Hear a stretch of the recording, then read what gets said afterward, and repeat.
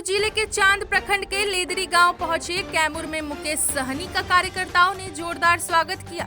सभा को संबोधित करते हुए मुकेश सहनी ने कहा कि हम लोग उस दशरथ मांझी के बिहार वाले हैं जो पहाड़ में रास्ता बनाने वक्त कहा करते थे कि जब तक तोड़ेंगे नहीं तब तक छोड़ेंगे नहीं। आज हमने भी तय कर लिया है कि जब तक आरक्षण नहीं ले लेंगे तब तक छोड़ेंगे नहीं। वीआईपी प्रमुख ने कहा कि आज देश में पैसा और पावर का ही बोलबाला है। उन्होंने कहा कि आज लोग चांद पर घर बनाने की सोच रहे हैं और आज निषादों के लिए जमीन पर घर नहीं है। आज सभी संघर्ष का संकल्प ले रहे हैं और यही संकल्प निषादों के उज्जवल भविष्य को तय करेगा।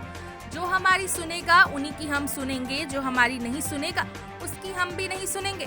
उन्होंने कहा कि हमें सिर्फ आरक्षण चाहिए।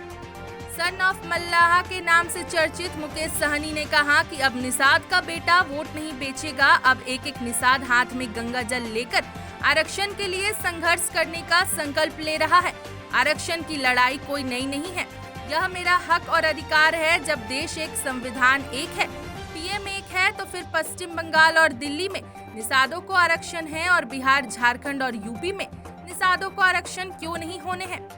आज निषादों की आबादी 3 करोड़ से अधिक होने के बाद भी एक भी निषाद का बेटा कलेक्टर नहीं है। आज अगर आरक्षण होता तो ऐसी स्थिति नहीं होती। कैमूर से ब्रजेश दुबे की रिपोर्ट।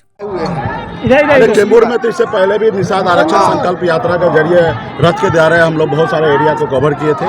अभी इस पूरे बिहार में, यूपी, झारखंड में 14 जगह जनसभा किया जा रहा है। उसमें से एक जनसभा अभी कैमूर में किया गया है और आप देखा किस तरीके से लाखों की संख्या में, हजारों की संख्या में यहाँ पे निषाद समाज आए, अपने हक अधिकार के लिए आह्वान किए और सभी ने हाथ में गंगा जल लेकर गंगा माता का सौगंध खा लिया है कि हर हाल में अपने बच्चे को पढ़ाएंगे, लिखाएंगे, काबिल बनाएंगे, साथ ही अपना वोट को बेचेंगे नहीं। हम अपना वोट को अपने नेता, अपने पार्टी के कहने पे गिराएंगे।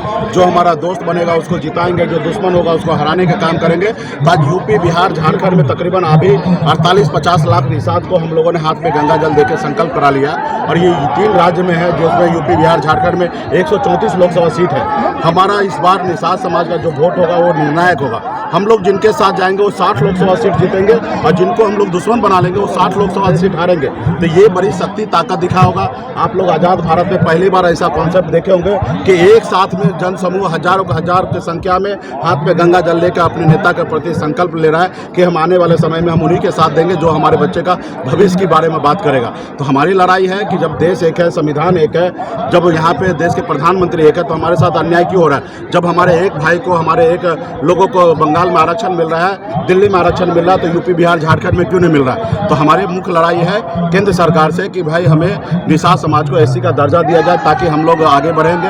आज यूपी, बिहार, झारखंड में जाइए, एक निषाद का बेटा कलेक्टर नहीं है। तो कहीं ना कहीं हम लोगों को सरकार की तरफ से विशेष सहायता मिले, विशेष योगदान मिले, हमें आरक्षण मिले ताकि हमारे भी बच्चे पढ़ लिख कर आगे बढ़ेंगे, समाज के सामने बराबरी करेंगे। तो कहीं ना कहीं इसकी लड़ाई हम लोग लड़ रहे हैं और केंद्र सरकार को भी सोचना है। तो आने वाला समय में केंद्र सरकार को सोचना, और हमारे पास तो वही नाव है। भगवान राम जी को हम लोगों ने पूर्वज पार लगाए थे। अभी इस बार जो हमारे नाव पे बैठेंगे वो पार लगेंगे और हम लोग पहले जैसा गलती नहीं करेंगे कि हम अभी आपको पार कर रहे हैं, बाद में आप हमको पार कीजिए, ऐसा नहीं चलेगा। पहले नाव पे बैठने से पहले आप हमारा आरक्षण लागू करोगे तब बैठने देंगे, वरना नहीं देंगे बैठने के लिए। और जबरदस्ती की अगर कोशिश करोगे तो बीच नदी में लेकर जाकर नाव को पलटी मार देंगे ताकि वहाँ तुम डूबोगे और हम लोग तो केवट के संतान है, गंगा माता के संतान है, हम लोग तैर के बाहर निकल जाएंगे। तो इस बार स्पष्ट है, आरक्षण नहीं तो गठबंधन नहीं, गठबंधन नहीं तो वोट नहीं, वोट नहीं तो दिल्ली का सरकार। देश में जिनकी सरकार है वही हमारी मांग को पूरा करेगा।